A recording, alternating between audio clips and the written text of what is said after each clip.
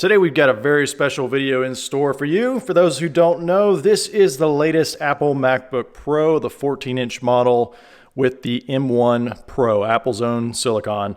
And we just got this in the shop. It's only been out a few weeks and a customer traded up. So I wanted to give you some close-up views and my initial thoughts.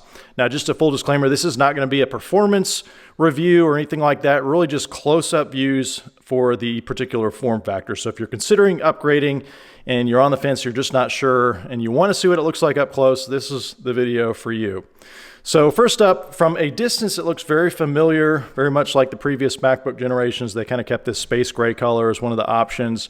But when you start looking up closer, you're going to see several welcome changes. So first up is on the keyboard here. You can see they got rid of the touch bar that nobody really wanted and went back to the traditional function keys there, the physical keys. And I absolutely love this because the touch bar, if you're like me, it just became annoying, and sometimes your fingers would bump it accidentally and cause it to do things that you didn't want. So I really think this is a great move back to the original function keys that were on the MacBooks years ago.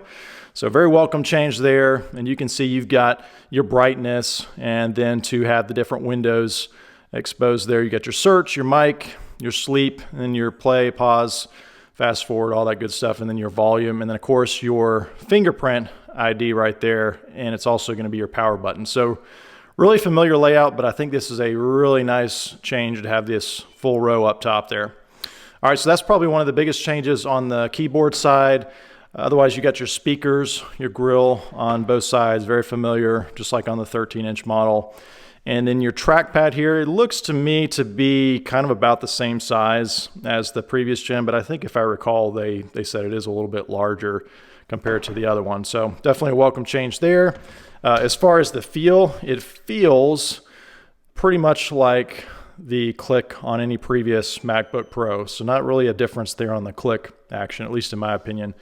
And then as far as the keys themselves, they feel definitely better than the keys that were recalled, the butterfly movement keys. These feel real, there's a good bit of travel to them, and it feels just real natural and comfortable. So, all right, they are black with the white writing on top of them. But let's take a look at the overall profile and kind of the form factor here. So this body, this really reminds me of a PowerBook G4 that I had way back in the day, because you'll notice that the edges are a lot more squared off. The radius around these edges here, sorry for the focus, folks. The radius here on the edges is a lot tighter, a lot smaller, and so it looks more squared off compared to the previous generations. And so looking at this, it just really reminds me of the older PowerBook G4 that I used to have years ago. And then of course you've got your extra ports, which is another welcome change to be able to have a nice headphone jack there. And then behold, the MagSafe port is back. And I'll show you what that cable looks like here in just a little bit. You got your two USB-Cs on the side, and then nothing much going on in the front. You just got that little cutout here in the front to grab onto the lid when you're opening it. But I mean, look how much more squared off this whole edge is compared to the previous gen of MacBooks. You can really see it there. See if I come a little bit closer up so you can see what that looks like. So just a kind of a design change on that regard. And then over here on this side, you've got the SD reader, definitely another welcome change. You don't have to carry around a separate adapter anymore to read those in, another USB-C, and then an HDMI. So those are all, I think, really great choices that Apple made, kind of going back in time and adding some of those ports back in. You know, if you're like me, when you had to upgrade to one of the previous gen MacBooks, you also had to get a clunky USB-C adapter and have all these other ports and things on it. And so this is nice that you can have all that and don't have to worry about forgetting it, leave it behind, and not having access to your memory card or other things like that. All right, let's take a look at the screen here. So you can see they've got a very thin bezel here, definitely a lot thinner than the previous gens. So they made more use of the real estate here on the screen. We'll brighten it up so you can see what that looks like. And probably the biggest thing that is up here in the top, and I kind of have mixed feelings about this, is this notch for the camera. So they put the notch there, and obviously you have more screen real estate up here on the top, because if they didn't, this whole white menu bar at the top would be blacked out, and that would be part of the screen bezel. So by doing this, they gave you a little bit more screen real estate, but then it is broken up with this kind of awkward notch.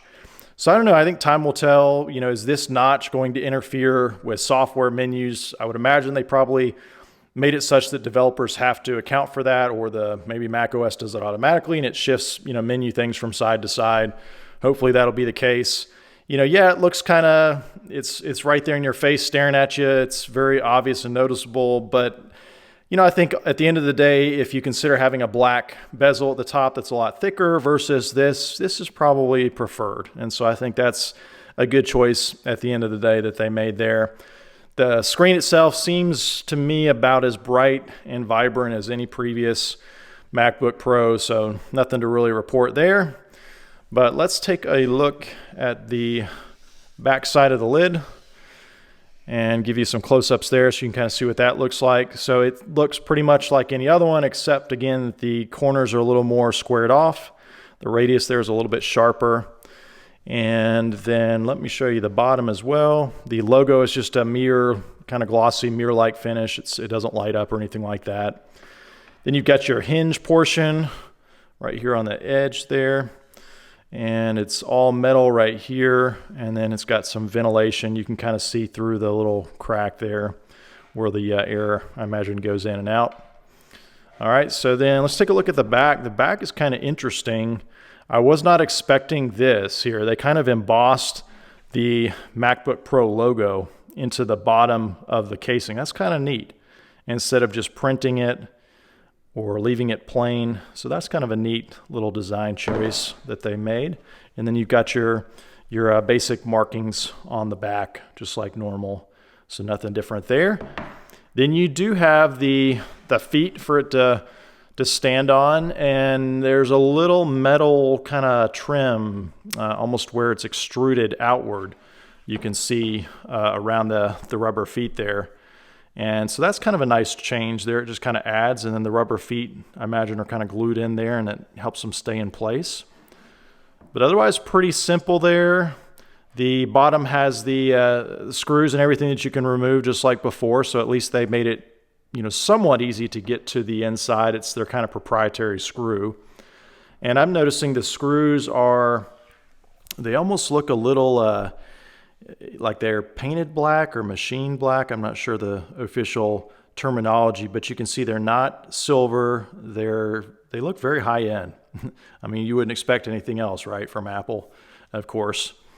So that is the back. I think I covered just about all the sides there. We'll open it up again so you can see what that's like, and then I'll show you the MagSafe cord, what that looks like. So this is what came with this unit here. It's got the woven cord on it, and then I'll show you what each side looks like. Standard USB on this side, nothing fancy about that. And then this is really the welcome chain. So it looks very familiar to what the MagSafe used to look like on the previous MacBooks years ago. I'm sure it's different and improved upon, but it looks very, very similar to the previous ones there. It's got 5 pins inside there, and then the outer magnetic part that holds it there to the laptop. And then, yeah, so that's what the cord looks like. And then the charger that they give you, you know, nothing fancy about that, just a USB-C charger on that. And this one is, let's see if it says here. So this one is the 67 watt version that comes with this 14-inch model here. It is the A2518 model. All right, so that's the charger. And for those wondering on the specific model for this particular one, I'll just bring the box in here. So this one is the MKGP3LL model. It is the space gray. It's the 16 gig model with the 512 storage there. And you can pause if you want to look at some of those other specs there. All right, we'll just pull up the about screen on the computer so you can see how that all appears. Pull it a little bit tighter so you can see it is the M1 Pro chip, 16 gigs of RAM, and the display there, of course, 14-inch 3024 by 1964 resolution. And then, like I said, U512 on the storage, 512 gigabytes there. So yeah, this is what the new M1 Pro MacBook looks like. So let me know in the comments below what you think. You know, my thoughts are I think the average user is really going to welcome these changes. But if you're watching this and you really like the touch bar and you're not a big fan of these, you know, physical function keys and you want to go back and really stick with your touch bar, let us know in the comments below. Really curious to hear what your thoughts are on these changes that Apple made. I mean, it seems like they got a lot of things right on this generation, that they really listened to the customer for a change and really delivered a solid product here. But let me know in the comments what you think. Do you agree? Is this something that you want to upgrade to? Is this something that you'll eventually purchase? You know, a lot of times it comes down to obviously having the funds, but also maybe there's software that you use and it's not quite compatible here on the M1 Silicone yet. So maybe you've got to wait a little bit, but what's keeping you from upgrading here to the M1 Pro in this 14-inch model? Or are you waiting for the 16-inch model? So let us know in the comments below. For those who don't know, JBrokers is a risk-free secondhand marketplace, and we buy and sell all kinds of gadgets and gear just like this MacBook Pro. So if you're looking to buy or sell, definitely check out our website at jbrokers.com. We're a risk-free secondhand marketplace, and so we'd love to make a cash offer on your MacBook or iPhone or whatever gadget you have. We have on our website over almost 3,000 products in our database where you can get an instant cash offer 24/7 from the convenience and safety of your home. And two things that our customers love about JBrokers are, first, that we always pay the agreed upon amount for the agreed upon item. No bait and switch gimmicks. And secondly, we always send out payments on the next business day after we receive your item, rain or shine. So I hope this video was helpful, but definitely check us out online at jaybrokers.com. That's JAY brokers.com. All right, thanks for watching.